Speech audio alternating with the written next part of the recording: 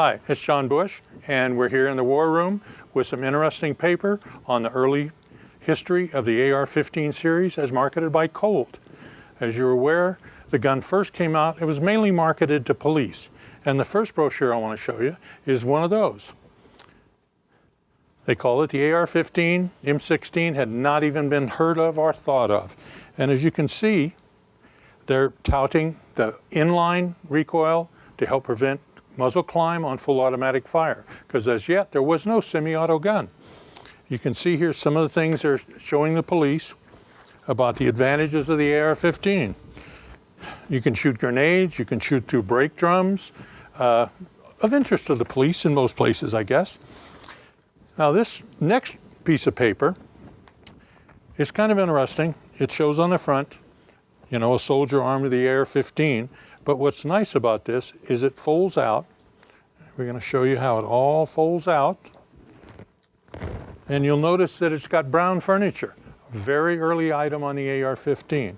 And starting on this side, you can see it shows it with a scope mounted to the carry handle. You can flip this up, and there's a carrying handle.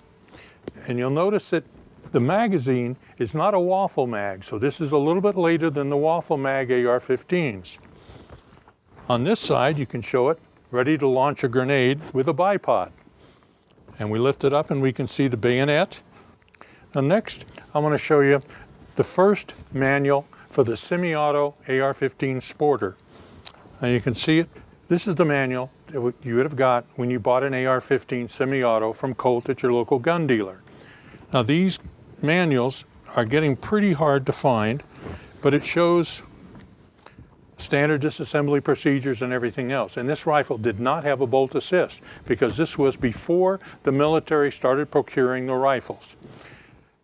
Now at the same time, Eugene Stoner, who had designed this system, was working on the Stoner 63 system. And in an effort to counter any advantages that people thought that had over theirs, Colt first started offering the weapons system. So they had standard carbine versions.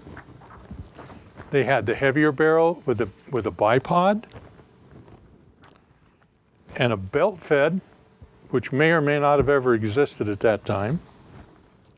They had the short carbine versions.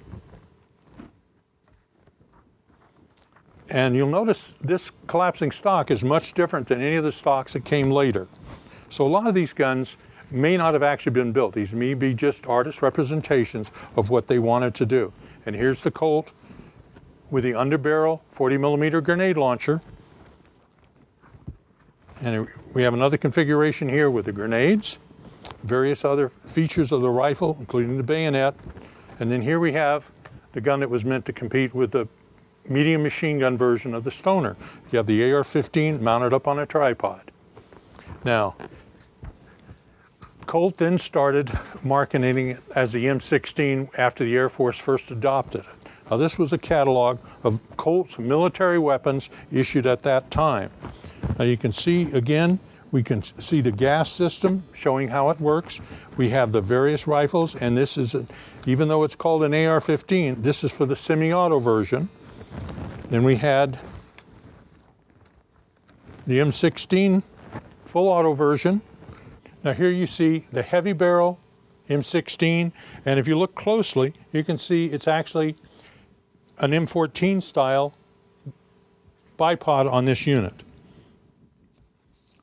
And this is again Colt's version with the 40mm. Now this is prior to the XM148 and obviously to the M203 grenade launchers.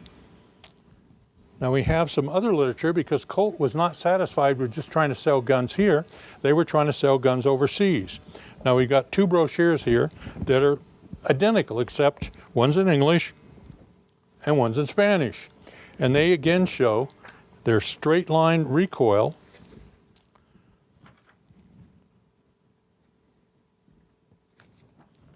Okay. As you can see, the straight line recoil, as we've seen previously, was touted by them to reduce muzzle climb when shooting this rifle. Now, it's true that if you're firing a foul in .308 and it doesn't have a straight line stock, it's going to rise on you. This gun, because of the cartridge and possibly the strength of the shooter, you're not going to have the same degree of muzzle rise. But they felt it was a good marketing tactic, and they used it from the beginning all the way to the end.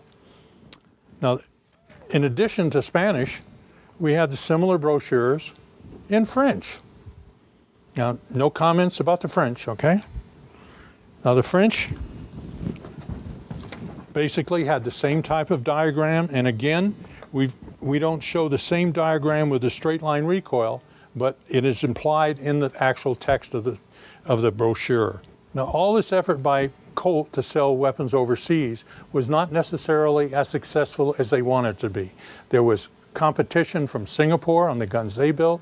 There was competition from China on the AR-15 styles rifles that they built. It was not as successful on the military side until we started giving them away.